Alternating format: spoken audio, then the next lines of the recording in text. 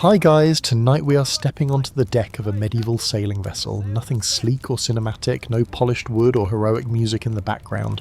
Just rough planks that smell like salt tar and yesterday's fish stew. The wind is cool but the air is damp, and somewhere below your feet, the hull groans like it's already tired of carrying you.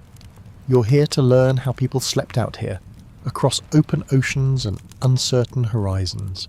And, spoiler alert, you probably won't survive this. Or at least you wouldn't thrive, because what we call sleep today, soft mattress, warm blanket, maybe a weighted quilt, is about to feel like a fantasy novel. So before you get comfortable, take a moment to like the video and subscribe, but only if you genuinely enjoy what I do here. And hey, tell me in the comments where you're listening from and what time it is right now. I love seeing who's out there, tucked into their own corners of the night. Now, dim the lights, maybe turn on a fan for that soft background hum, and let's ease into tonight's journey together.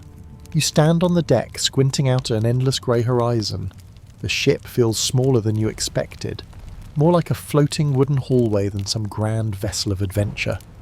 Medieval merchant ships were often only 60 or 70 feet long, crewed by a few dozen sailors packed together like clothes in a travel bag you definitely did not fold properly. This is not an era of ergonomic naval design. This is an era of make it float and hope. The captain calls out orders, ropes are tightened, you do your best to look useful, but the moment the wind catches the sails, the ship lurches in a way that feels less like graceful motion and more like a slow rolling tumble. The sea is not trying to kill you yet, it's just reminding you who is in charge. Everyone else on board moves like they've done this 1,000 times. They step wide, knees bent, always ready for the next shift of weight. You, on the other hand, are busy trying not to fall over like a baby deer on polished floors. Eventually the work slows, the initial departure frenzy settles, and reality hits you. You're going to need to sleep somewhere on this ship, and the ship generously offers you nowhere. No designated bunks, no private quarters, no quiet cabins. Unless you're the captain or someone rich enough to bring your own carved chest of comfort, your sleeping place is simply wherever you can fit without falling into the cargo hold or off the side. Some sailors sleep right here on deck, heads against coils of rope, bodies curved like question marks. Others disappear below where the air gets thick and warm and smells like sweat, rum and wood soaked in seawater. You'll learn to smell it too. It will live in your clothing, your hair, your everything. You watch one sailor roll up his cloak and use it as a pillow. Another wedges himself into a corner near a barrel, like a cat who has accepted the floor as home. A third guy? He lies down flat and is asleep within 40 seconds. You stare because you cannot imagine how. This is a ship where comfort is not the point. Function is the point. Survival is the point. Rest is something you steal, not something you are granted. Here's your first historical fact of the night. Medieval sailors rarely slept through the night in one continuous stretch. Their schedule was shaped around the watch system, rotating shifts that kept the ship running 24/7, because the ocean does not pause. You'll learn more about that soon. For now, someone hands you a small cup of watered wine. Not good wine. The kind of wine that tastes like someone rinsed grapes in an old boot. But it helps numb the part of your brain that keeps asking, where am I supposed to lie down? You notice something strange. Everyone treats sleep like it's a casual afterthought. In the modern world, sleep is a ritual. Pillows fluffed, temperature adjusted, blanket cocoon activated. Here, if someone's tired, they just fold in half like a hinge and power down, mid-conversation, mid-sentencing, mid-existence. And there's a reason. The body learns to rest whenever it can, because exhaustion is the real enemy. You don't fight the sea, you endure it. As the sun starts to set, the sky transforms. Violet, peach, a fading gold smeared across distant waves. For one moment, it's beautiful enough to make you forget that you'll soon try to sleep on wood, hardwood, uncushioned, unapologetic. The crew shares a meal. Barley mush, salted fish, maybe some onions if you're lucky. You eat because that's all there is. A sailor tells you, first week is the hardest. You nod like you believe him. He's lying. The first month is the hardest. After that, your standards just collapse like a tent in the rain. And here's your quirky tidbit. Some sailors believe that sleeping too close to the hull let the sea whisper to your dreams, and not always kindly. So they avoided certain corners of the ship at night, just in case something down in the deep decided to answer back. Historians still argue whether this was genuine superstition or just sailors avoiding the coldest, dampest spots. Eventually night arrives. You lie down, somewhere, anywhere, and listen. The ocean doesn't go silent. The ship doesn't stop. The creaking and groaning, the slap of waves, the occasional distant shout, it never ends. But your eyes get heavy. The stars hang low. The wind wraps around you like a thin blanket. You're on your way now, pulled forward by tide, wind, and time. Whether you like it or not, you will learn how sailors sleep. Even if at first you hardly sleep at all. You duck your head and climb down into the lower deck, and the first thing that hits you is the smell. It's not one smell, but a collection of smells that have gotten together and formed a small, aggressive city. Damp wood, old sweat, rope that's been wet for 3 weeks and refuses to dry, spilled fish oil, someone's boots that have given up on life entirely. It's warm down here too. Warmer than seems logical, considering the ocean is right outside. The air feels trapped, like it's being reused, passed around person by person like a shared cup. The sleeping area is not really a sleeping area, it's just space. Or rather, the absence of space. The ceiling is so low you have to walk bent at the waist, which makes you feel like some oversized creature invading a house designed for small forest animals. The beams overhead look sturdy, but they are very good at hitting your skull when you forget to duck. And you will forget to duck. The floor is cluttered, barrels strapped in place, coils of ropes, spare sails folded with the kind of precision that only happens when boredom meets military necessity. Sailors move around like they've memorized every corner and edge. You move like someone trying not to trip over your own feet. Someone gestures toward a narrow gap between two barrels, your sleeping spot.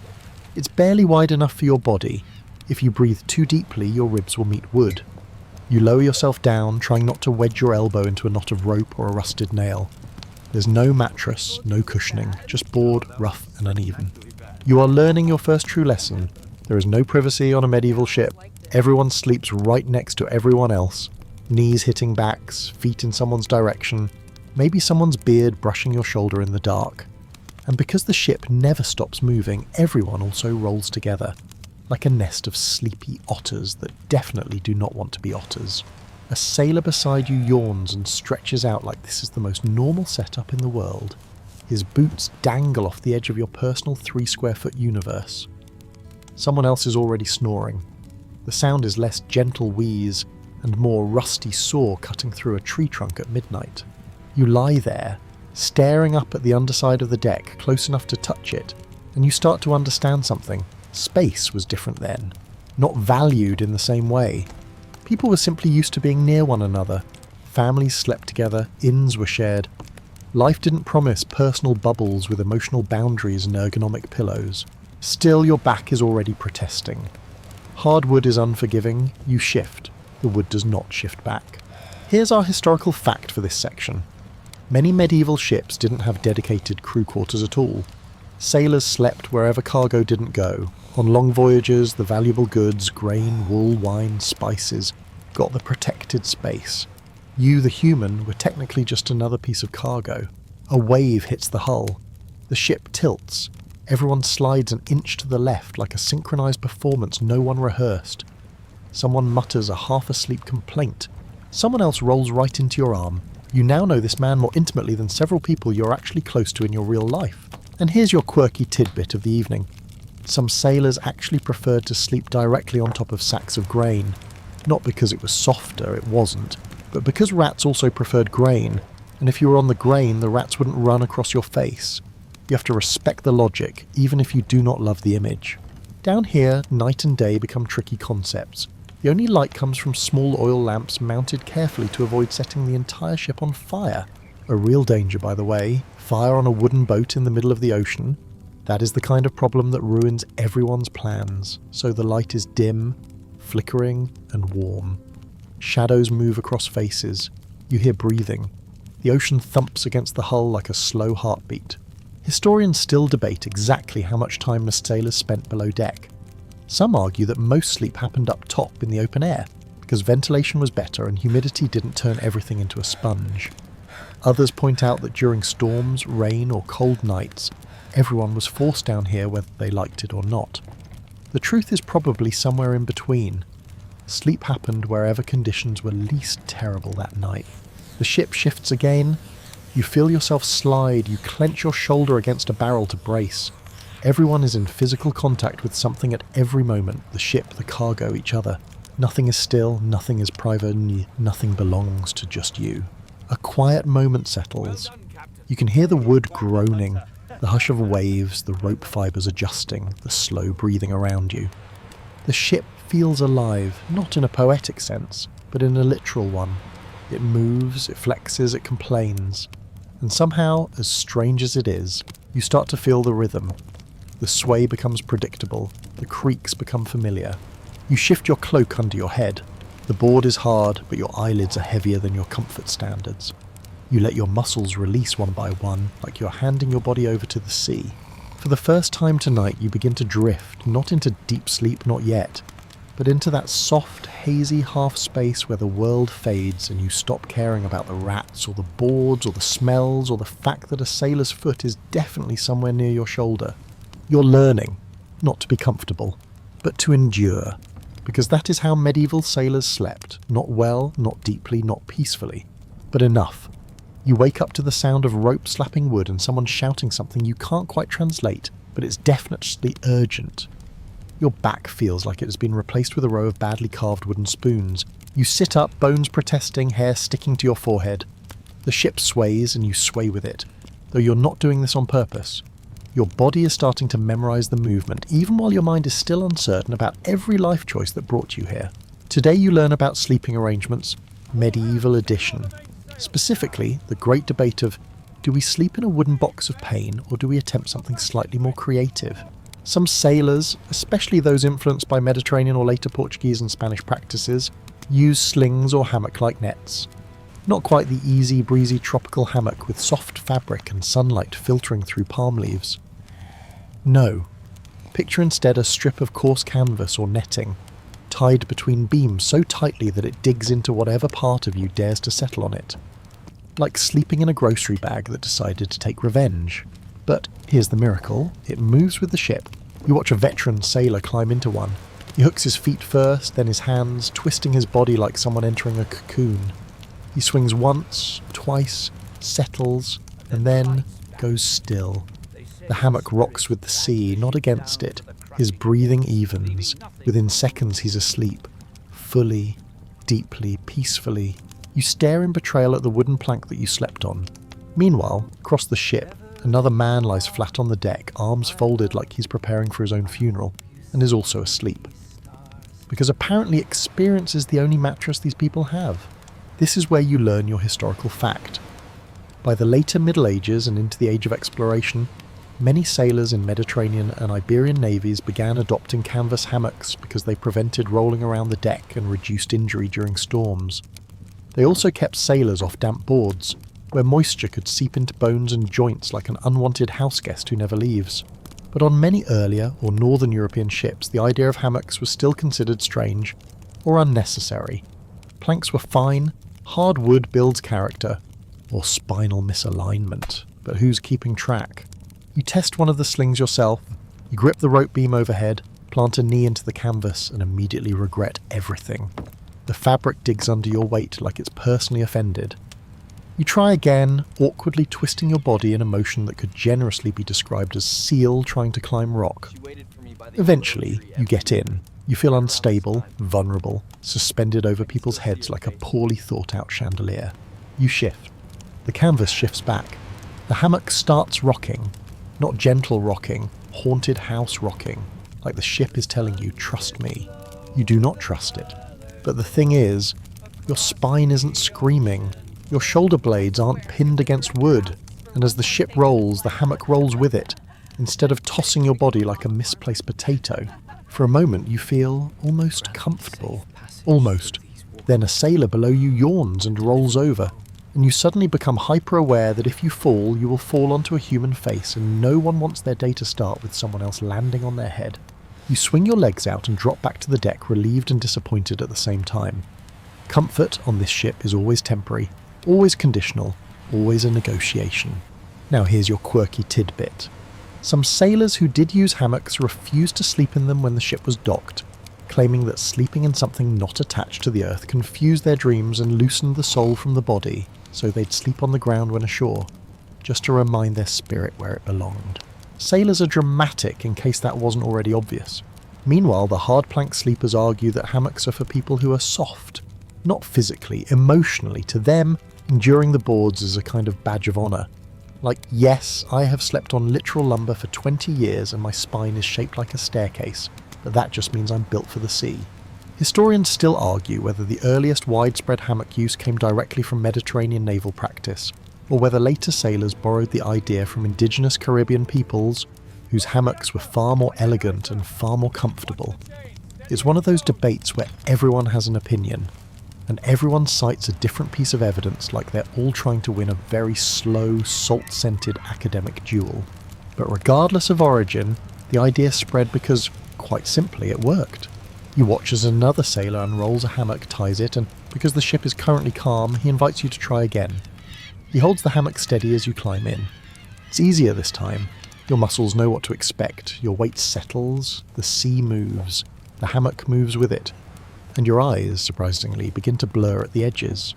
Up here, suspended, you're no longer bruising your bones against planks. You're no longer wedged between barrels and boots. You are briefly in your own space. Not private, not quiet, but yours. You close your eyes. You hear rope straining softly, water brushing the hull, distant gulls, someone laughing on deck, the whisper of wind catching sailcloth. You breathe, and the ship breathes with you. This is not comfort as you once defined it. It is not rest as you once knew it, but it is sleep, stolen, fragile, temporary, real. And tonight, that is enough. Your second day at sea begins before your body has decided it should. Someone nudges your shoulder, not gently, and you open your eyes to darkness that isn't quite night anymore, but isn't morning either. It's the sort of dim, blue-grey half-light that makes you question whether time is real or just something invented to make people argue about schedules. A sailor mutters, "Your watch," as if those two words explain everything about why you should be awake right now. And unfortunately they do. Because on a medieval ship, sleep doesn't come in one long cosy stretch. It comes in fragments, carved out between watch shifts, rotating periods of duty meant to ensure someone is always steering, always observing, always ready to save the ship from drifting into a rock or a reef or some very confused whale. This is the watch system, and it's about to become the rhythm of your entire existence. The day is divided into blocks, traditionally in later periods 4-hour shifts called watches, but earlier medieval ships, much less standardised. Sometimes shifts were 3 hours, sometimes 2, sometimes, until the wind changes, which, if we're being honest, is not helpful if you're trying to track your sleep schedule in a journal. But medieval sailors were not keeping bullet journals with pastel highlighters. They were simply trying not to die. You pull yourself upright, limbs heavy, brain fog thick enough to butter bread. Around you, the rest of the crew shifts in half sleep. Someone groans, someone else is already snoring again, because the moment your watch ends, you collapse wherever you stand and sleep. There is no ceremony, no winding down, just off. The deck is cold when you climb up. Cold in a way that wakes every part of your nervous system. The wind hits your face like, "Good morning, I am pain." You take your place at the rail, gripping the rope, because it makes you feel like you have a purpose. The sea is endless.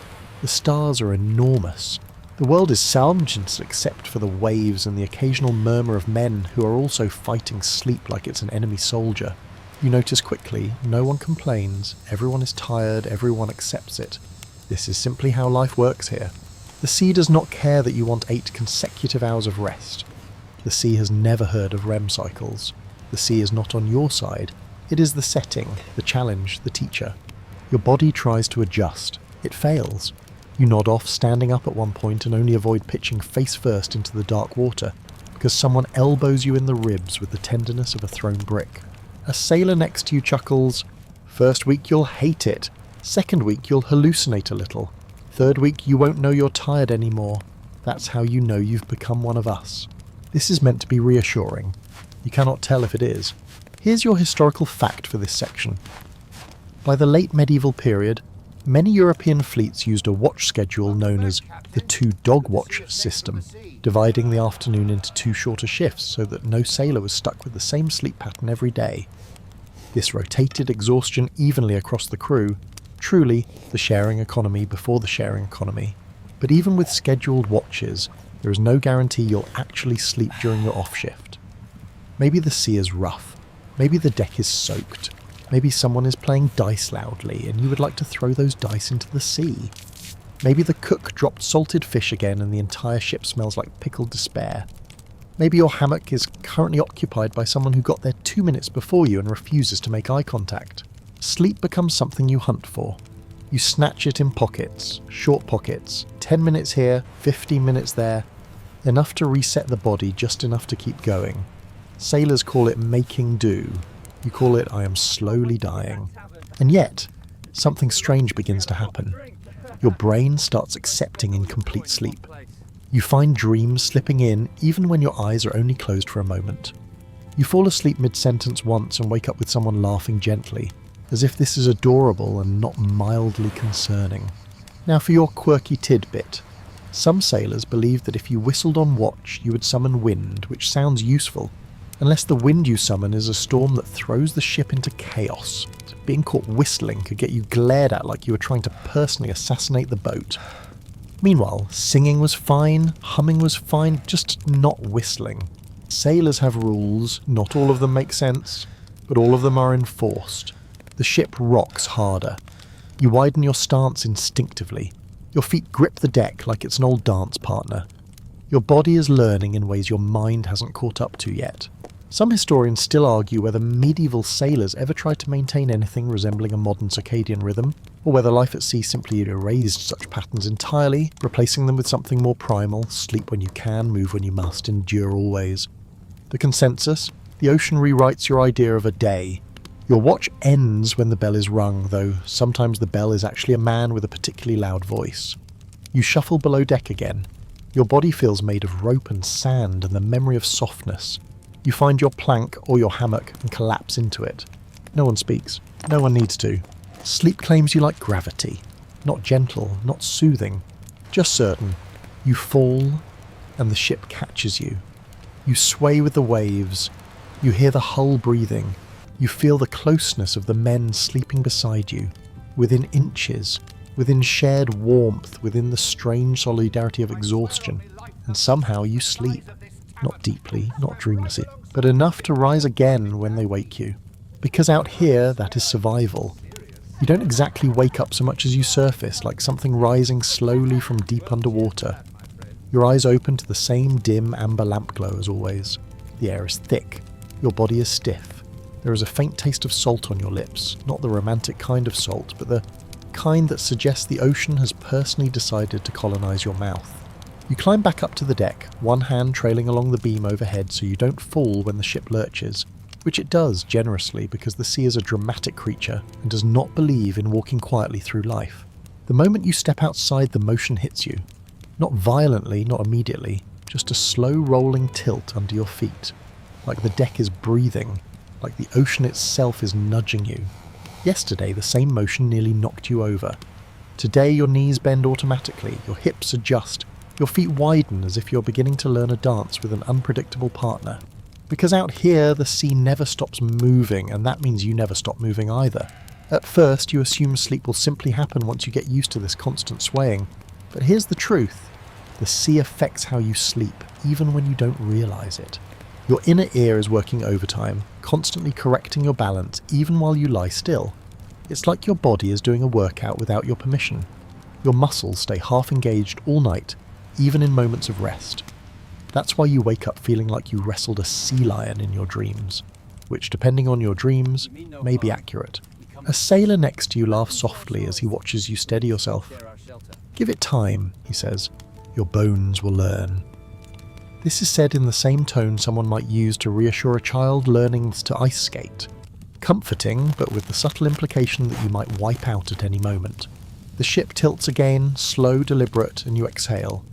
You realise something. You are starting to anticipate the motion before it happens. Your body is adapting.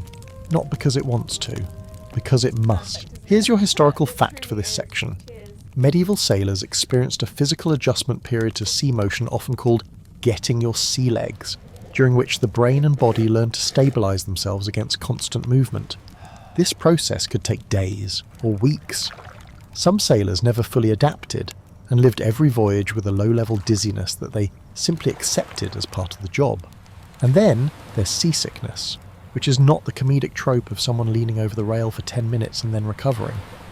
No, this is a condition that can last for days, draining your strength, flattening your appetite, and making sleep nearly impossible.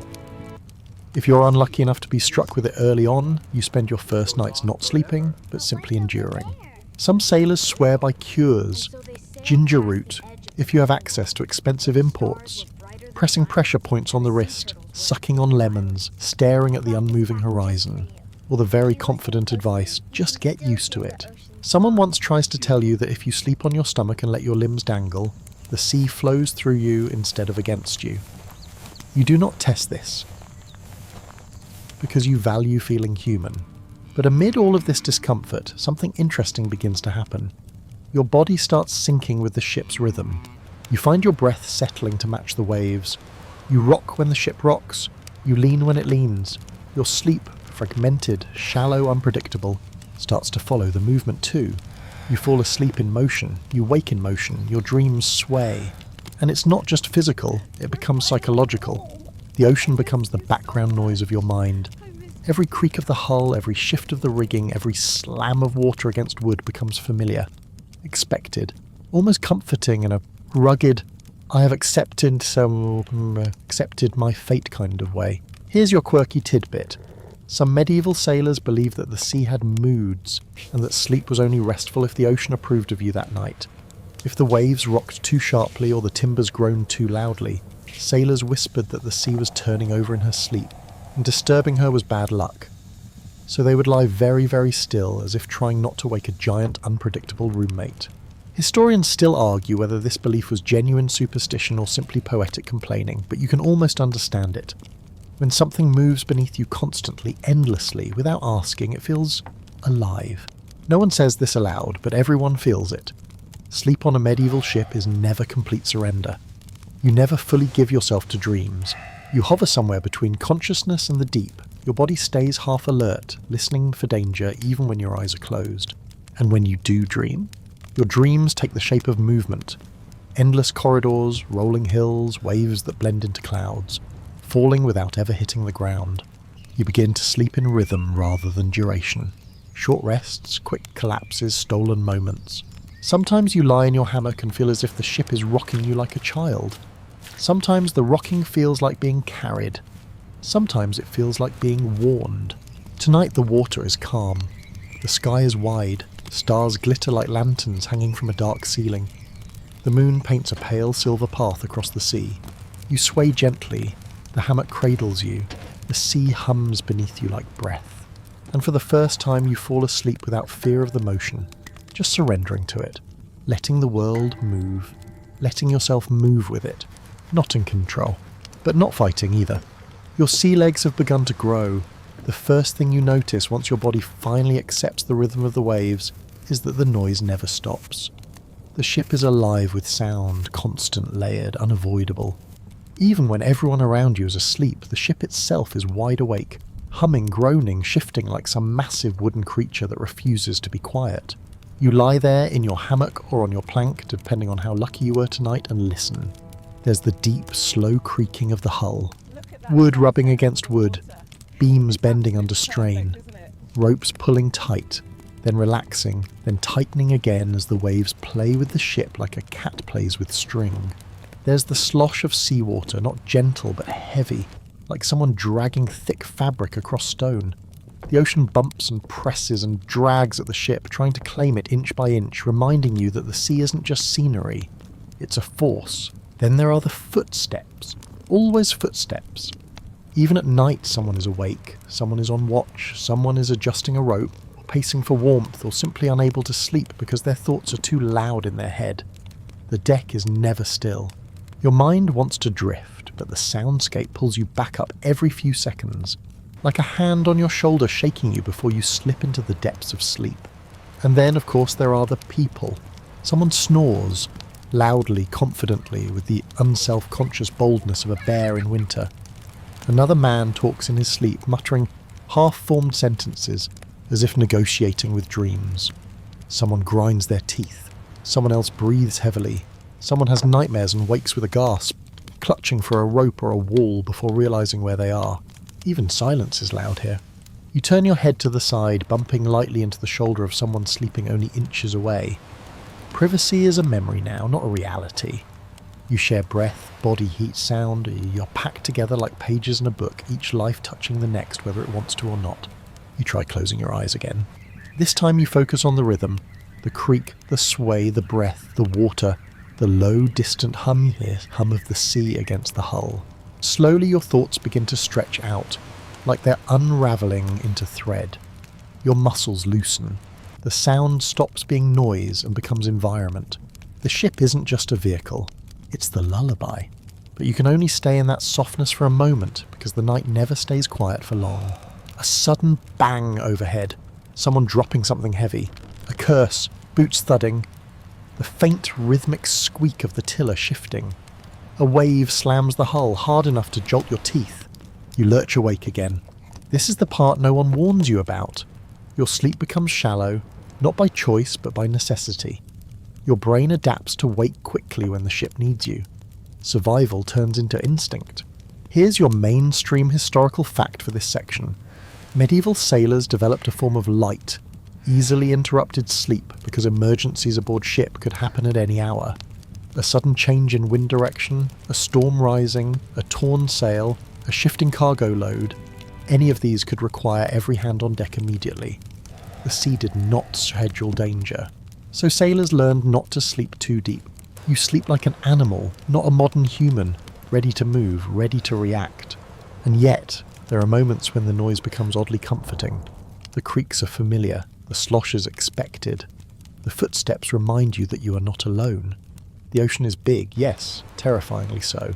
But the ship is its own small world, intimate in a way few modern experiences allow. Then comes the voices. Not loud enough to wake everyone, just quiet murmurs. Two sailors speaking, because conversation is easier in the dark when no one is looking at you. You hear them whispering about things they miss. Home, sleep, warm bread, a lover's hair, a son's laughter, a dog's eager bark. Out here, everything is simplified. You do not miss luxury. You miss comfort. You miss softness. You miss something that holds you gently. Sleep becomes a memory of being held, even if you do not have the words for it. And now, your quirky tidbit. Some sailors believed that if you slept too close to the keel, the lowest part of the ship, you could hear the voices of drowned sailors trying to pull you into the water. Whether this was superstition or simply a poetic way to describe the deep gurgling resonance of the sea is unclear. But nobody wanted to sleep near the keel, just in case. Historians still argue whether sailors actually believed these ghostly whisperings, or whether the stories were told simply to keep new crew from wandering into dangerous, low-clearance areas where they could easily knock themselves unconscious. Either explanation makes sense. Both might be true. Night deepens. The stars outside are brilliant and cold. The moon paints a pale path across the waves. The sea sighs long and low, like it is thinking about secrets you will never know. Someone nearby coughs in their sleep. Someone shifts. Someone continues snoring louder than should be physically allowed. And still the noise goes on. But eventually your body gives up resisting. It decides that sleep will happen through the sound, not around it. The ship's movement becomes the rhythm. The hull becomes the heartbeat.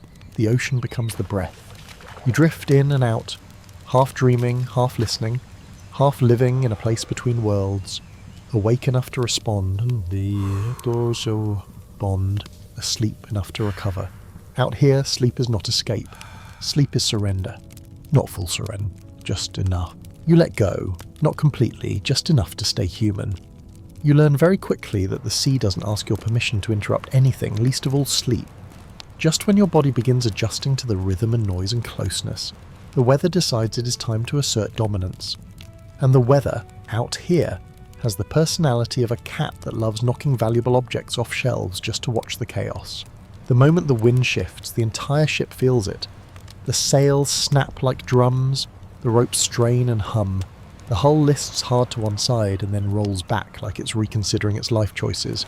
You jolt awake, because everyone does. Even the deepest sleepers wake. This is not optional. This is survival. There is no 5 more minutes at sea. Someone shouts orders. Suddenly the deck is a swarm of motion. Men climbing, pulling, hauling, adjusting lines. You scramble to your feet because hesitation means being in the wrong place at the wrong time. And the wrong place at the wrong time on a medieval ship is how you either get crushed, thrown or yeeted, before that word existed, into the ocean. You grab the nearest rope and brace as the ship crashes into a wave that sounds like a door slamming shut across the world. Salt water splashes across the deck, soaking your clothes, stinging your face, instantly erasing any trace of warmth. The planks become slick. The air tastes like brine and adrenaline. You're awake now, fully. This is the part they don't tell you when you sign on for adventure at sea. That the ocean sleeps even less than you do. And sometimes it wakes angry. Storms do not wait for morning.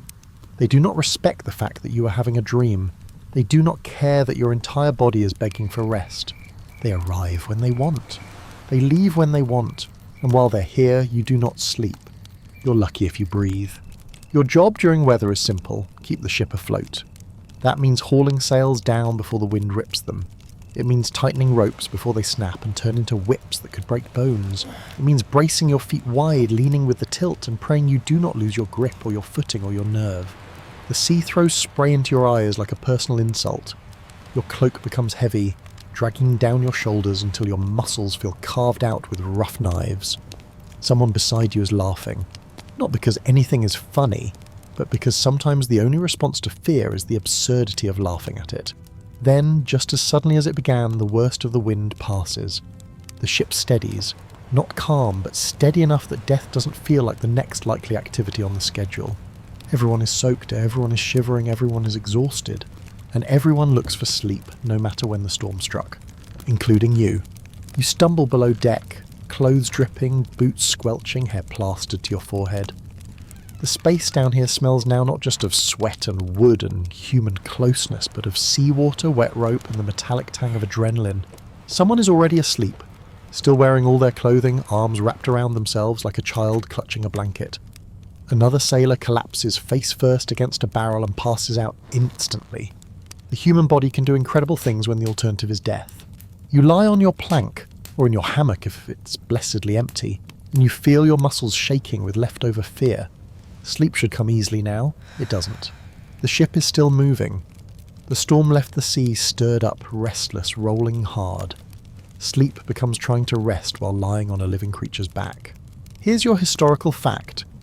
Rough seas meant reduced sleep for entire crews, sometimes for days. In the medieval North Sea trade routes, some voyages reported sailors going up to 72 hours with only scattered minutes of rest between squalls. Exhaustion was not a possibility. It was a certainty. The ship groans and sways, your teeth chatter, but slowly, your body slides downward into something that resembles sleep but feels more like blackout. Dreams don't come, just darkness with motion. Later, when the sea calms again, the exhaustion hits like a wave of its own. Your limbs are heavy, your thoughts slow, your heartbeat thick and strong. The next time you sleep, you sink fast, so deeply that even the constant noise fades into the background blur. And yet, this is where something surprising happens. The calm after a storm feels sacred. The deck dries in the sun, the wind softens, the sea sighs. The crew moves slowly, tenderly, as if everyone remembers how close they came to being swallowed whole. And when sleep arrives on those days, real sleep, not survival-conscious sleep, it feels like a gift. You find yourself stretched out on deck in the warm sunlight, head resting on coiled rope, air clean and sweet with salt and warmth. No snoring, no urgency, just breath and wind and waves. And here's your quirky tidbit. Some sailors believe that sleeping under clear skies after a storm reset the spirit, that the sun dried not just clothing but fear.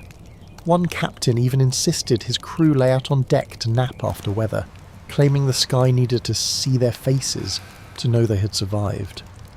Historians still argue whether this was a legitimate ritual or simply a clever way to prevent pneumonia by letting everyone dry out. Either way, it worked.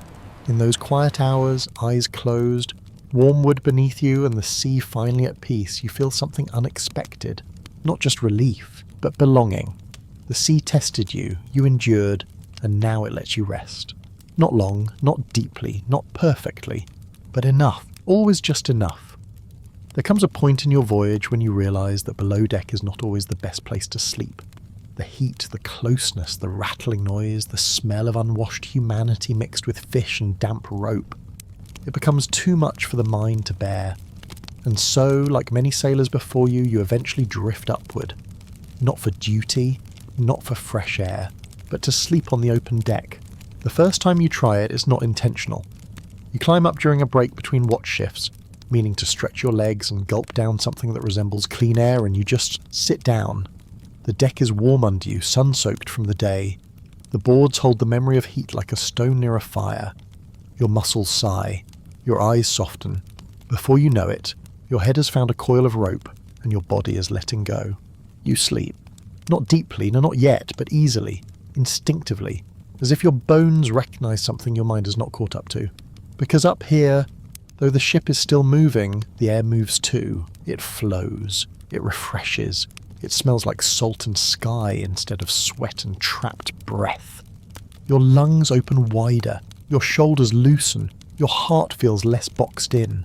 When you wake, the stars are above you, huge, cold, sharp, and far too numerous to count. You understand suddenly why sailors once steered by them. Not because of navigation charts or tradition, because nothing else out here feels as permanent. Around you, scattered like laundry thrown across the deck, are other sailors who had the same idea. Some curled against the mast, some flat on their backs, arms crossed like phantoms, some wrapped in cloaks so tight they look like cocoons that might one day become moths. No one speaks, no one needs to. The sky speaks for everyone. Here's your historical fact. It was extremely common for sailors to sleep on deck in good weather, especially in warmer seas and summer months. Ventilation was better, the air was dry, and the open space allowed for stretching out in ways impossible below deck. Many medieval logs and travel accounts mention sailors taking their rest upon the boards of the upper deck beneath the heavens. And yes, this meant sleeping fully exposed to the elements, which, to be clear, was not always ideal. The deck could be cold, or damp, or just hard enough that your spine threatened to file a complaint with whichever cosmic authority handles vertebra-related grievances. But compared to the alternative, air so stale you can taste it in your dreams, this felt like grace. You settle back down, using your rolled cloak as a pillow. The wood beneath you is solid but oddly reassuring, like the world is holding you up rather than dragging you down. The ship rocks. The stars wheel slowly overhead. Your mind loosens its grip on wakefulness like a tired hand releasing a rope.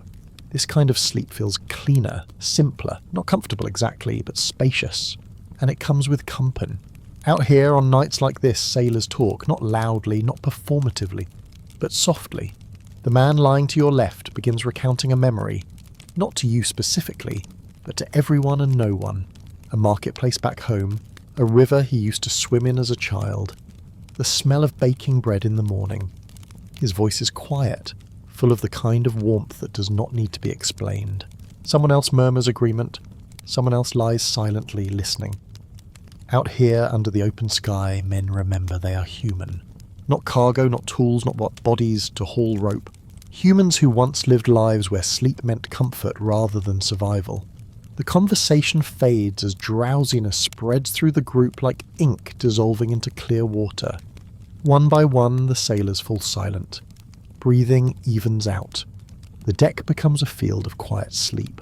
Then, of course, the sea reminds you that comfort is temporary. A sudden gust of wind. A splash of cold spray slapping across your cheek. A distant change in the rhythm of waves. The ship tilts, and everyone shifts in near-perfect synchrony, like one massive creature adjusting its spine. You blink, you wipe salt water from your eyelashes, you listen. No danger, just weather being dramatic again. You settle back in. Now for your quirky tidbit. Some sailors believed sleeping under the stars improved dreams, claiming the night sky washed the mind. Others believed you were more vulnerable to spirits and wandering souls while sleeping exposed. So in some crews, men would sleep with one arm resting lightly across their chest, over the heart, to keep it from slipping out during dreams. Historians still argue whether this gesture was superstition, practicality, keeping the blanket or cloak in place, or simply the body's natural instinct to warm the core, The truth is probably a blend of all three, because humans rarely do things for just one reason. A gull cries in the dark, distant and lonely. The rigging hums softly. The sea whispers along the hull. The moon shifts. The night becomes deeper. You close your eyes once more, and this time you dream. Not fever dreams of waves and falling, not anxious half-sleep, but dreams of warmth, of earth, of rooms with walls and soft floors and windows that don't move, of a bed that doesn't sway, of touch that means tenderness instead of necessity. You will forget most of the dream by morning, because morning out here is abrupt and impatient, but the feeling remains. Sleeping on deck does something to you. It reminds you that the world is wide, that the sea is endless, that the sky is old, and that you are small but alive within it. When dawn comes, the sky melts from deep navy into pale pearl and then into gold. The waves glitter. The wind freshens. The ship stretches and groans like a waking animal. You stretch too. And somehow, despite everything, you feel rested. Not perfectly, but enough. Always enough. You might think that by now, after the storms, the watch shifts, the swaying, the hard planks, the hammocks, the open sky naps. You've gotten a handle on ship life. You've accepted discomfort. You've accepted noise. You've accepted that sleep is something you borrow, not something you own. But there is one part of this experience that you are never fully prepared for. The company you keep, specifically the company you did not invite. Rats, insects, wee creatures of the night, stowaways with tiny hands and zero respect for personal boundaries. Because on a medieval ship, you are not the only one trying to survive. You discover this the same way everyone does. You wake up to the sensation of something small moving near your ankle. Not enough to be dramatic, just enough to be undeniably alive. You bolt upright so fast your hammock swings like a pendulum having a nervous breakdown. Someone beside you sighs without opening their eyes. Ignore it, they mumble. They're always here. They, not it. Plural, of course. Because medieval ships are floating buffets for pests, grain stores, dried meats, ropes that stay damp forever. Dark corners, warm pockets near cooking fires. A rat looks at a ship and sees a paradise with free lodging and a steady travel itinerary. You take a deep breath and remind yourself, rats at sea are normal. Everyone dealt with them. They've probably always been on ships, even when the first person said, "What if we put wood on water and just go somewhere?" But knowing that does not make the reality more charming, especially when you notice the gnaw marks on the grain sacks. Here's your historical fact for this section. Medieval sailors routinely shared ships with rats and mice, and controlling them was nearly impossible. Rats chewed through rigging, spoiled food stores, spread fleas, and occasionally ran across someone's face mid-sleep. Not ideal for morale, but ships were enclosed wooden environments with no real way to keep them out. If the ship had food, rats had reason to stay. Trews welcome cats on board for this very reason. Ah yes, the ship's cat. If your ship is lucky, there is a cat. And she is the true queen here, not the captain, not the navigator, her. She moves with the balance of a creature born to walk on swaying surfaces. She weaves between ropes, climbs beams, naps in coils of sailcloth, and occasionally deposits a dead rat at someone's feet with the proud air of someone who has solved world hunger. You thank her with scraps of salted fish. She accepts, not because she needs your approval, but because generosity is part of her benevolent reign. But even with her hard work, there are always more rats. And it's not just rats. There are fleas, there are lice, there are tiny beetles that live in dried biscuits and come out to say hello at the worst possible times. If you're lucky, you learn to ignore them. If you're unlucky, you spend nights itching so aggressively that you look like you're trying to scrub your skin off with the power of thought alone. Someone on board claims garlic keeps rats away. Someone else claims garlic attracts rats. One man swears you must sleep with your boots off or rats will chew the leather. Another swears you must sleep with your boots on or rats will chew your toes. Historians still argue whether these rat strategies were practical, superstitious, or simply chaos wearing the mask of wisdom. You lie awake one night listening to tiny footsteps in the dark, and you realise something unsettling. The rats are comfortable. They know how to sleep on this ship better than you do. Meanwhile, you flinch at every tickle of wind on your skin. And because the universe enjoys symmetry, sleeping on deck brings its own wildlife. In the warm southern waters, cockroaches the size of hopeful sandwiches. In colder northern seas, Seabirds who have absolutely no respect. They will land, they will stare, they will scream. Sometimes they will steal food straight out of your hand while making eye contact like a tiny feathered criminal. And yet you adapt. Not because you become comfortable, not because you become fearless, but because your mind changes what counts as normal. Your brain goes, this rat is just part of the environment. These fleas are just passing through. This bird is rude, but I accept its journey. Your threshold for what disrupts sleep shifts so dramatically that if you were suddenly placed back into your soft bed at home, you'd probably lie awake thinking, where's the creaking, where's the movement, where's the background swarm of vermin life? A thought that feels unlikely now, but give it time. Now your quirky tidbit. Some sailors believed rats could predict storms. If the rats suddenly went quiet, hid in tight corners, or moved en masse toward the upper deck, sailors took it as a sign that rough weather was coming. Did the rats truly sense changes in air pressure and motion? Possibly. Did sailors trust the rats more than the official navigator? Also possibly. You want to scoff at this until one night the rats vanish from sight. All of them. Gone. 2 hours later the storm hits. Coincidence? Maybe. But part of you begins to watch the rats too. There's a strange intimacy to all this. Humans and animals pressed together by circumstance, sharing warmth, food, risk and sleep. And somewhere deep in that uneasy closeness you realise something. No one on this ship is truly alone. Not even when they want to be. Not awake, not asleep. You share dreams with other creatures. You share survival with them. You share the night. And somehow, despite the discomfort, the scratching, the tiny claws and tiny sounds, you fall asleep again. Because here, sleep comes not from comfort, but from exhaustion. And exhaustion is always close. You let your eyes close, you surrender to the sway, you sleep. Not because conditions are good, but because you have no choice. You've learned by now that sleep on a medieval ship is never just sleep. It's a negotiation with the sea, a truce with exhaustion, and a strategic retreat from the chaos of motion and noise. But there's another layer you haven't fully understood yet. Something quieter, stranger, older. Dreams, and the way sailors talk about them. Because out here, surrounded by nothing but sky and water, the mind has room to fill. It remembers things. It invents things. And sometimes it whispers things.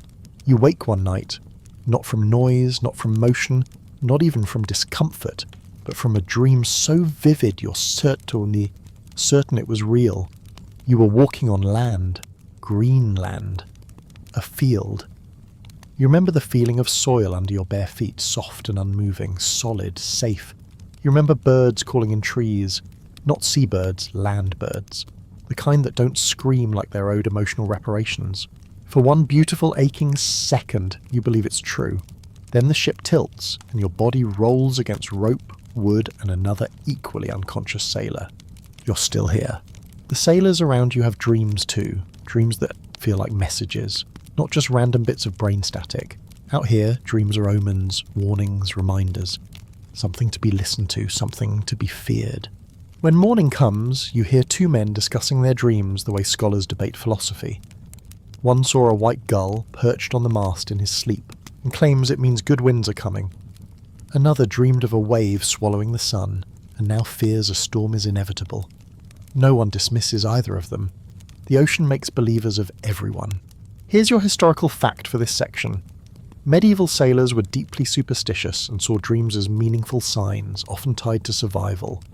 In logbooks, personal accounts, and folklore, dreams were recorded alongside weather reports and ship conditions.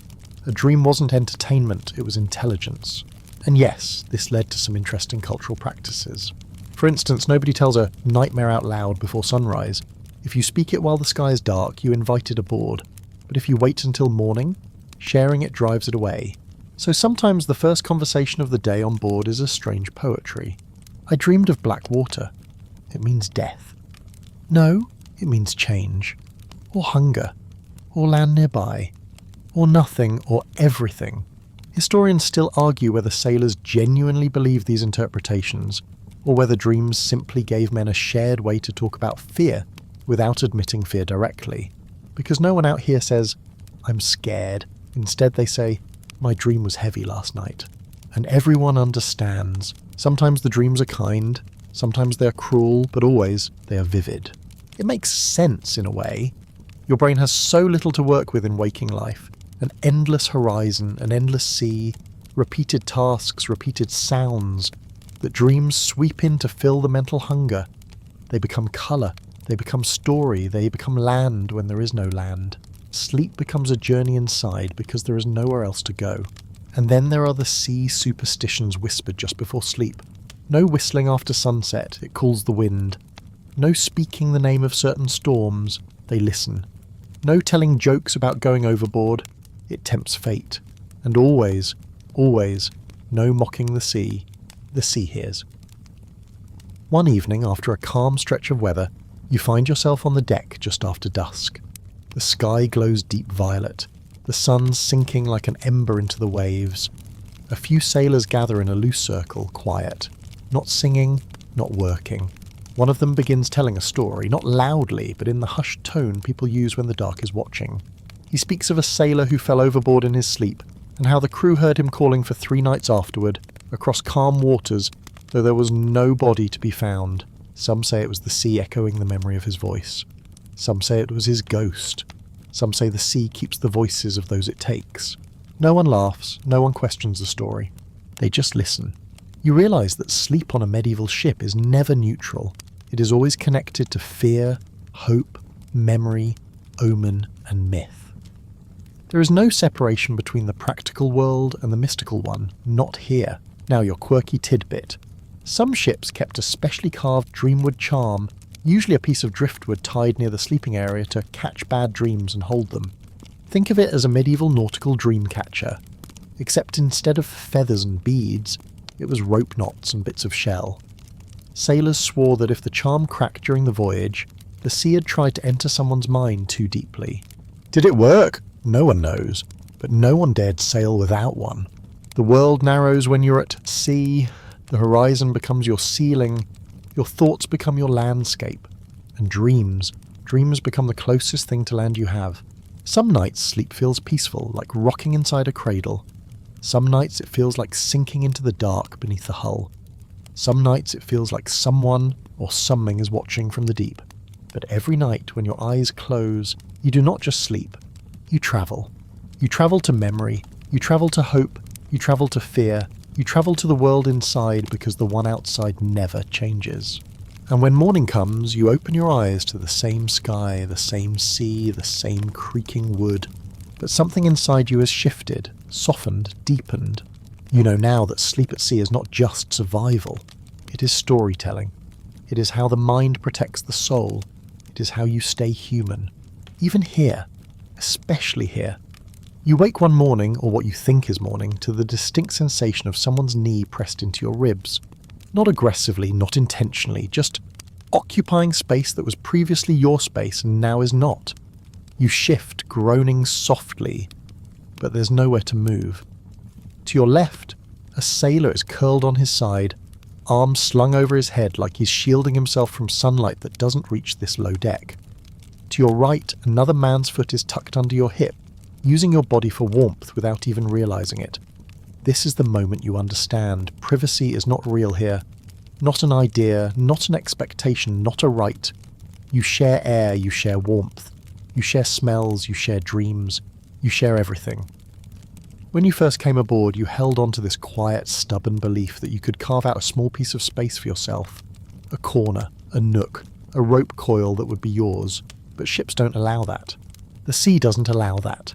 Human bodies need to sleep, and they will sleep wherever gravity permits. Now, wrapped in the soft darkness of below deck, you realise that what once felt suffocating has become familiar. Not comfortable, just normal. The ship's interior is like a lung, breathing, expanding, contracting. Bodies shift together when the waves hit. Shoulders touch, legs overlap. Someone sighs and the vibration hums through the wood and into your bones. You sit up slowly, rubbing your back. There's no modesty here, no fussing. Clothing stays on mostly for warmth, not decency. People undress only enough to not freeze, never for privacy. You stop thinking about what part of your body is touching someone else. You stop being surprised when someone rolls over and uses your arm as a pillow. This closeness is simply life now. A sailor beside you stretches and yawns, his breath a mix of stale grain and salt. He grins at you sleepily. "Best sleep I've had all week," he says. You think about how your spine currently feels like a stack of misaligned bricks. You shrug. Out here, best is a relative term. Up on deck, the day is a soft grey. Sun diffused through morning haze. The breeze is cool, gentle. The sea has decided to be mild today, which feels like a reward for absolutely nothing. The crew moves slowly at first, shaking off sleep. Someone passes around a bucket of fresh, meaning not too salty, water for washing faces. You splash yours, the shock of cold tightening your skin, waking your mind. Cleanliness is not a priority here. It's a luxury. Water is for drinking. Washing is for special occasions or illness, which means everyone smells like smoke, salt, and damp wool. And you stop noticing. The truth is, privacy as a concept is land thinking. Ships are different worlds. Here's your historical fact for this section. Medieval ships were designed for efficiency and cargo capacity, not personal living space. Crew quarters, if they existed at all, were cramped communal areas. Most sailors slept wherever they could fit, often side by side, shoulder to shoulder. Personal space simply was not part of maritime life. On land, sleeping beside strangers might feel vulnerable, uncomfortable, even strange. But at sea, it's safety. Bodies close together mean warmth in the cold nights. Shared sleeping areas mean no one is left alone to roll off deck or disappear quietly into the deep. Proximity can be protection, but of course it also means you hear every snore. You feel every twitch. You know who talks in their sleep. You know who grinds their teeth. You definitely know who kicks. And because you cannot escape it, you stop paying attention to it. This is how sailors learn the art of emotional shrinking, making yourself smaller mentally, inside your own skin. You build an internal room, a quiet door you close behind your thoughts. And even though someone might be pressed into your side physically, you create a small private world that no one else can enter. The privacy you lose in body, you regain in mind. Eventually, you learn to sleep with your arms folded, not in defensiveness, but to create the suggestion of boundary. You learn to breathe shallowly when someone else is too close. You learn to wait quietly so you don't disturb the chain of bodies tangled around you. You also start to understand humour very differently. A man accidentally rolls onto your arm in the night, and in the morning you joke about it like you're old friends. Because what else can you do? On land you'd apologise. Out here you just adapt. And here's your quirky tidbit. Some sailors would tie a short length of rope around their waist or chest and secure it to a beam before sleeping. Not only to prevent falling during rough seas, but to create psychologically a sense of boundary. A personal line, a small symbolic claim. This is where I sleep. This part of the world is mine. Did it stop anyone from accidentally rolling into them anyway? Absolutely not, but the ritual mattered. Historians still argue whether this rope practice was primarily practical or emotional, whether sailors tied themselves down for safety or sanity or both. The answer, like most things at sea, is probably tangled somewhere between function and feeling. As weeks pass, you learn to value moments of false privacy, standing alone at the rail at dawn, sitting on a coil of rope before anyone else wakes, closing your eyes just long enough to pretend the world is silent.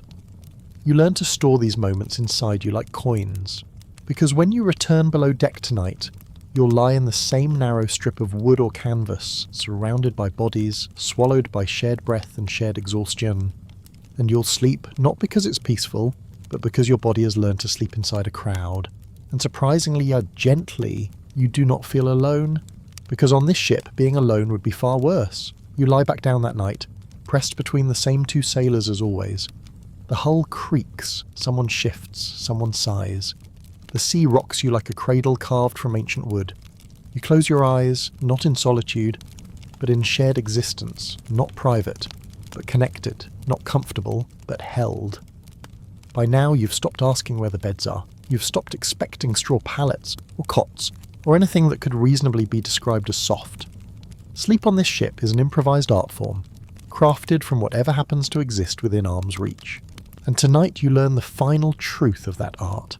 Your clothing is your bedding, your cloak is your blanket, your boots are your pillows, your rope is your bed frame. Nothing on this ship has one purpose, everything is used twice, sometimes 3 times. Sailcloth that patched a tear at dawn may be your mattress at midnight. The heavy wool coat that keeps you warm against sea spray becomes your only barrier between your ribs and the boards.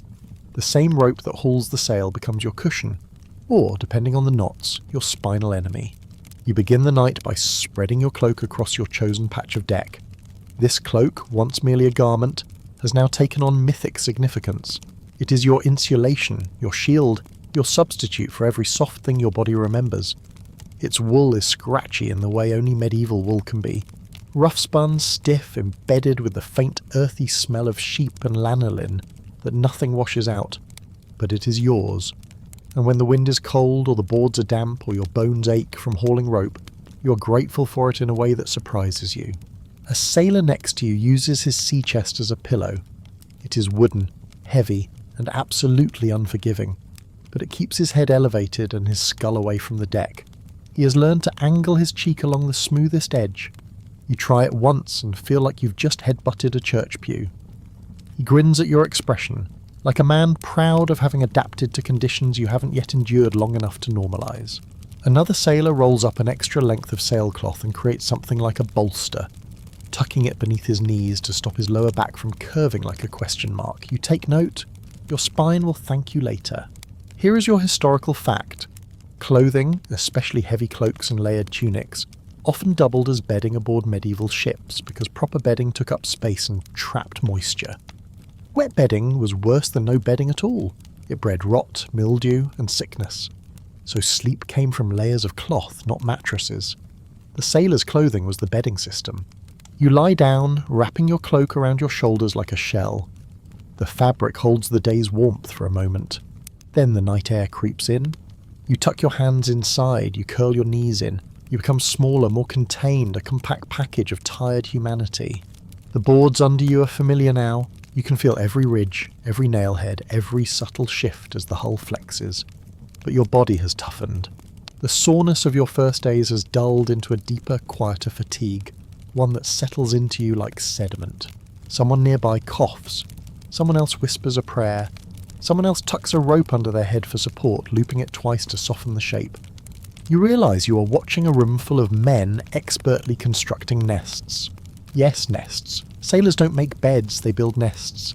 They bundle warmth, conceal softness, shape space. They create comfort from strategy, not luxury. And clothing is the heart of that strategy. You remember when you first came aboard, clutching your belongings with some faint sense of their meaning. A cloak was a cloak, boots were boots, a spare tunic was a spare tunic.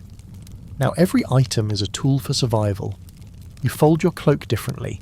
You tie your belt so it doesn't cut your ribs while you sleep. You place your boots so they can't slide as the deck sways. You are learning to live at sea. Now for the quirky tidbit. Some sailors slept fully clothed not just for warmth, but to avoid giving rats access to bare skin. Because rats, and this is not pleasant, but it is true, were known to nibble at exposed toes or ears if food stores were low. So men slept wrapped tightly, layered, boots near their hands, cloak corners tucked securely. Warmth was part of it, but so was defence.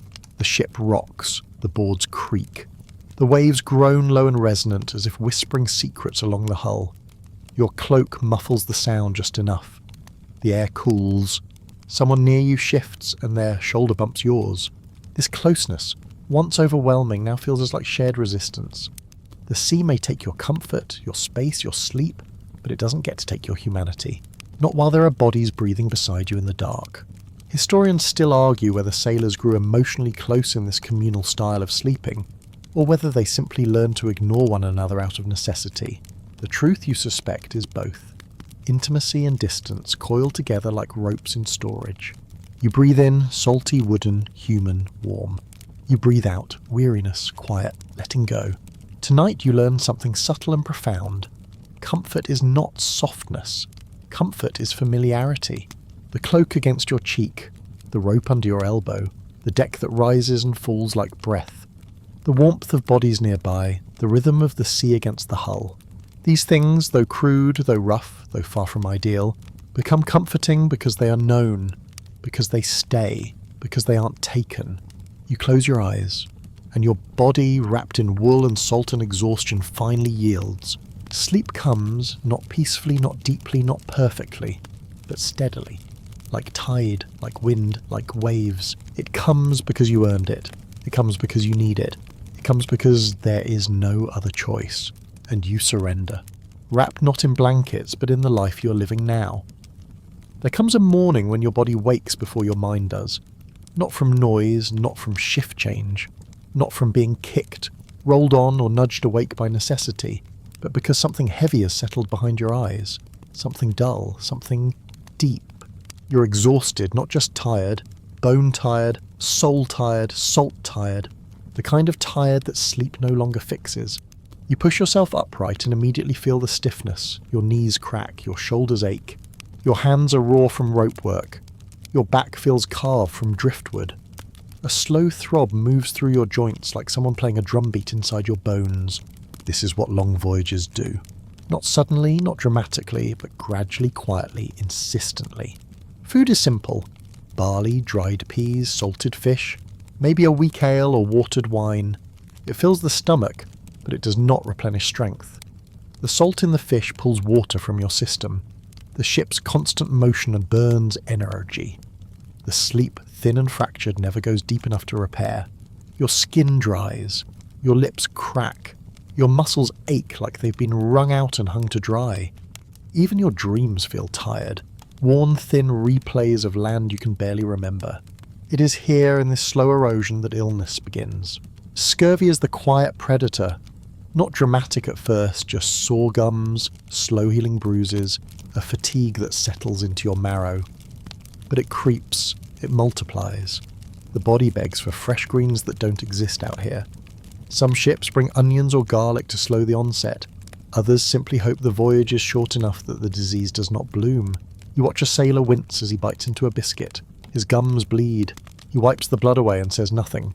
Everyone sees. Everyone pretends not to see. Another man coughs constantly, deep, rattling, wet.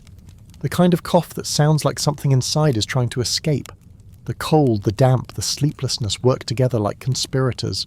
He still hauls ropes. He still climbs masts. There is no option not to. On ships, you work sick. You work hurt. You work tireder. And when someone can no longer work, you keep working around them. No one speaks of death casually. Not because they fear it, death is familiar here, but because acknowledging how close it stays invites it closer. Every man on board knows the ocean is patient. She waits, she watches, she takes slowly. Here's your historical fact. Chronic fatigue and illness were some of the most reported hardships in medieval and early maritime travel. Crew survival rates varied widely depending on route, provisioning, weather and luck. Many voyages ended with fewer men returning than left. Sleep deprivation was not a side effect, it was central to the experience. And yet, people still laughed. One evening, after a day of hard swells and harder work, you find a group of sailors sitting near the bow, passing a small wooden cup between them. It's filled with something that smells like fermented regret. They drink anyway. They talk, not of death or sickness, but of absurdity. The cook burning porridge, the gull who stole fish straight from the captain's hand the time a man fell asleep while standing and stayed standing. The laughter is real, rough, cracked, tired, but real. Because human beings are strange miracles, even at the edge of exhaustion we reach for connection. Sleep plays its role in this too. You collapse into your hammock later, body so heavy it feels poured rather than placed. Your breathing slows, the ship sways, the darkness rises. But sleep is different now. It is not rest, it is escape. A shutting down, a temporary death. A place where your mind can be somewhere your body cannot. And sometimes in dreams you see food, fresh bread, fruit, warm sweet milk. You wake smiling before remembering. But the worst nights are the nights when fear comes instead of food. You dream of the sea swallowing the ship whole. You dream of falling. You dream of the dark water closing over your head. You wake gasping, gripping rope, the wood beneath you solid and real. Your chest rises and falls, your heart slows, you look around. Everyone is sleeping, everyone is breathing, everyone is alive. For now, Now for your quirky tidbit. Sailors sometimes believed that sleeping too deeply at sea allowed the ocean to claim the soul. They'd say, sleep light, leave one ear open, leave one eye for the dawn. Not because of superstition alone, although there was that, but because the practical truth was even harsher. If you slept too deeply, you might not wake when danger called. Historians still argue whether these sayings were folklore or psychological survival tactics, but here, living it, you understand. Deep sleep feels like vulnerability. Deep sleep feels like surrender. Deep sleep feels like letting the sea take you. So your sleep remains partial, guarded, frail, but present. And despite illness and exhaustion and fear, you keep waking up, not because you are strong, not because you are fearless, but because every man here is held up by routine. Eat, haul, tie, watch, sleep, wake, again. The rhythm does not heal you, but it carries you. And out here, being carried is enough. You close your eyes again, because the sun will rise soon, because the ropes will need hauling, because your body, however tired, still moves when the ship calls. Sleep comes. Not to restore, but to sustain. You don't notice the exact moment when the sea decides to be kind. It happens slowly, so slowly that your body realizes it before your mind does. The ship is still moving, yes, but the motion has softened. The waves aren't trying to wrestle the vessel into submission. They're simply carrying it, lifting it, lowering it, like breath. Even the air feels different. It smells warmer. Salt sweet instead of salt sharp, less like survival, more like possibility. The sky at sunset looks painted rather than hammered together. Deep apricot fading into violet. The sun sinking gently instead of hurling itself into the horizon like a dramatic actor. Someone nearby says, "Tonight's a good night," and the tone of his voice is unmistakable. Rest is coming. You don't trust it at first. You've learned that comfort at sea is suspicious. Comfort usually means the ocean is preparing to throw furniture. But not tonight. Tonight is one of the rare nights, the ones sailors remember decades later, long after their bones ache and their hands shake and the land beneath them feels foreign again. The ropes are coiled neatly, the deck is dry, the wind is steady, not wild, and the stars are just beginning to bloom overhead. Even the captain loosens his shoulders, which is how you know the sea is calm. Captains don't relax unless the ocean itself gives permission.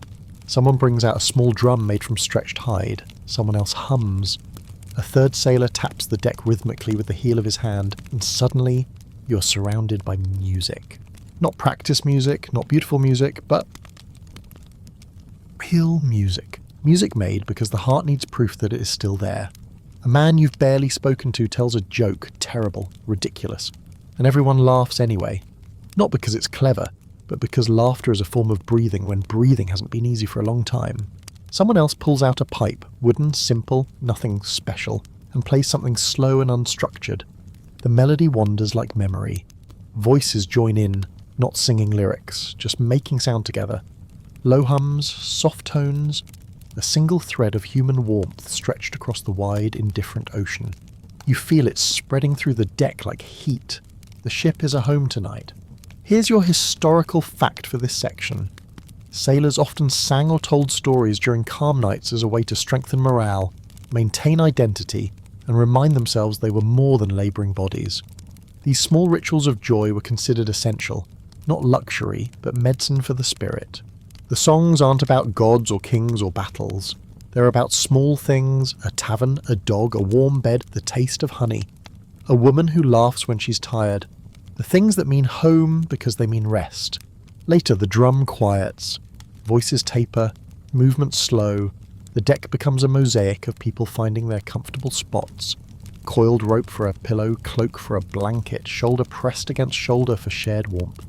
You settle into your now familiar curl of limbs and woolen wood. But tonight, sleep comes differently. It comes gently. The ship's movement feels like being rocked. The sound of the water sounds like something singing. The stars overhead look close enough to reach. Your chest loosens. Your jaw softens. You breathe deeper than you've breathed in days. Someone beside you speaks quietly, not to you specifically, just to whoever is awake enough to hear. You know, sometimes I think the sea is kinder at night because she remembers she used to be a cradle. No one argues, no one laughs. The idea makes sense, even if it shouldn't. This is your quirky tidbit. Some sailors believe that the sea was once the mother of all living things, and that calm waters at night were the ocean remembering her children. They would say, "She rocks us because she knows we once belonged to her." Was this myth widely held? Historians still disagree. Some call it poetic nonsense. Others argue that fragments of this belief appear across multiple maritime traditions. The truth is blurred by time, like everything touched by the sea. But tonight, lying on warm wood under an endless sky, rocking gently in the body of the world, it feels real. The stars glitter in constellations you're beginning to learn. The hunter, the plough, the serpent, the ship. You trace them with your eyes. You try to memorize their positions, because one day someone will ask what the sky looked like at sea, and you will need to have an answer. The ocean glows faintly in places, phosphorescence, tiny living lights stirred by the ship's wake. It looks like the sea is sprinkled with stars, as if the sky has fallen into the water and decided to stay there a while. Someone whispers, "The sea is dreaming tonight." No one questions it. Sleep comes easily now, like tide pulling gently on sand, not forced, not stolen, not fought for, given. And for the first time since your journey began, your sleep is not survival, it is rest. True rest, slow, soft healing. You dream of nothing dramatic, no storms, no falling, no land, just warmth, just breath, just quiet. You wake once briefly and find the sky still full of stars and the sea still rocking the ship. And something inside you, something wound tight and silent for weeks, finally unclenches. Tonight the ocean did not test you, she held you. And in the morning, when work returns and sleep becomes shard-like again, you'll carry this night with you like a pocket of warmth. Proof that even in the hardest life, comfort is possible. Rare, fragile, but real. And real is enough, and does not announce itself. There is no dramatic chorus of trumpets, no sudden shout of glory. Instead, it appears slowly, first as a rumour, then a whisper, then a faint smudge on the horizon that you almost convince yourself is a cloud. You stand at the rail and squint. The sea rolls, steady and calm for once. The sky is pale gold, early morning light spreading like silk. And there, just there, a shape that does not move with the waves. Land. Your heart does something strange. It doesn't leap, it loosens, like a knot finally undone. You expect joy, you expect celebration. But what rises instead is something quieter, heavier, relief. Yes, but also disbelief. You have lived in the rhythm of the ship so long that the idea of unmoving ground feels dreamlike, almost impossible. A sailor beside you exhales softly, like he's been holding that breath since the journey began. "Looks close," he murmurs. But you know better now. The sea plays with distance. A shoreline that looks near could still be a full day away. So you do not rejoice. Not yet. You continue your work. Lines to haul, sails to trim, deck to swab. Routine does not stop just because the world decided to remember you exist. Below deck, men whisper to themselves, what will home feel like? Who will still be there? Will the ground sway beneath their feet? Because here is the strange truth, your body has learned the sea. Your muscles expect movement. Your balance calibrates to sway. Your sleep aligns itself to waves and watch shifts and breath and rope tension. And when you step onto land, the world will tilt in the wrong direction. You will sway even though the earth is still. Some sailors call it land sickness, the body mourning the sea. Some call it ghost waves, the mind replaying motion that no longer exists. Historians still debate the root cause, whether it's physical adaptation, inner ear adjustment, or psychological imprint. But every sailor knows the truth from experience. You don't leave the sea, it leaves you slowly. The closer you sail, the more the crew changes. Men talk more, laugh more, argue less. They clean their clothes, not because they'll be seen, but because they want to remember how it feels to care about their appearance. They oil their hair. They trim beards. They look into the reflective surface of water in a bucket and relearn their own faces. You notice wrinkles you didn't have before, new calluses, a hardness around the eyes, a softness too. You have become larger inside your own mind, and smaller in the world. Night before landfall, no one sleeps deeply. Not from fear, from anticipation. You lie in your hammock, feeling the familiar rhythm of the sea. The sway that once felt foreign now feels like heartbeat, like breath, like truth. You think of all the nights you spent awake here. The storms, the noise, the rats, the laughter, the dreams, The moments when sleep felt like survival, the rare moments when it felt like peace. And you realise something important. You will miss this. Not the discomfort, not the hunger, not the exhaustion, but the belonging. The way men slept like a single organism, breathing together, shifting together, enduring together. The closeness that made privacy unnecessary. The knowledge that every life here depended on every other. You have never been more tired in your life, you have also never been more held. Morning comes slowly, soft and silver. As the ship edges closer to the shore, the air thickens with scents you almost forgot. Wet soil, pine resin, grass, smoke trailing from cooking fires somewhere inland. Smells of land, smells of life, smells. And when the anchor drops, a silence settles across the ship, a moment suspended. Then movement, laughter, shouting, men clapping each other on the shoulders, someone crying openly, unashamed, tears leaving clean streaks down salt-burned cheeks. You step onto land. The ground feels wrong, her oil bears a beer. Unmoving, solid, unforgiving. Your legs tremble, not from weakness, but from memory. Your body still sways. Your steps roll. You walk like the earth cannot be trusted. A sailor laughs softly beside you. It'll pass, he says. It always does. But he touches the wooden railing of the ship as he says it, lightly, with reverence. Because you both know something no one on land can understand. The sea does not leave you just because you left her. You carry her in your balance, in your such sleep, in your dreams, in your bones. When you finally lie down in a real bed, soft, unmoving, quiet, it feels wrong, too still, too silent, too separate. You will miss the creak of rope. You will miss the breathing of men beside you. You will miss the rocking cradle of water. You close your eyes, and your body sways. Because part of you is still at sea, and maybe always will be. Let's slow things down now. Breathe in and let it go. The ship has reached shore, the journey has ended, but you are still carried by the gentle rhythm of waves. Picture yourself lying somewhere soft now, not on planks, not on rope, not on canvas, somewhere still, somewhere safe. Maybe it's your bed, maybe a quiet couch, maybe just the idea of rest. The air is warm, the room is dim, there's no rush anymore. Your body remembers how to sway, but you don't need it to. You can let the motion fade, you can let the world become calm again. Think of the ocean, but not the storms, not the struggle, not the long nights. Think of the quiet water, the silver moonlight, the stars reflected like floating lanterns, that soft rocking that felt like being held. You can keep that part, the part that soothed you, the part that calmed your breathing, the part that let you soften inside your own mind. Let your thoughts drift the way the ship drifted on those calm days, unhurried, easy, natural. There is nothing you need to do now, nothing to haul, nothing to hold, nothing to fight. Just rest. Your eyes are heavy, your breath is slow, your body is ready to sleep. And the sea, that vast, endless sea, has already given you permission.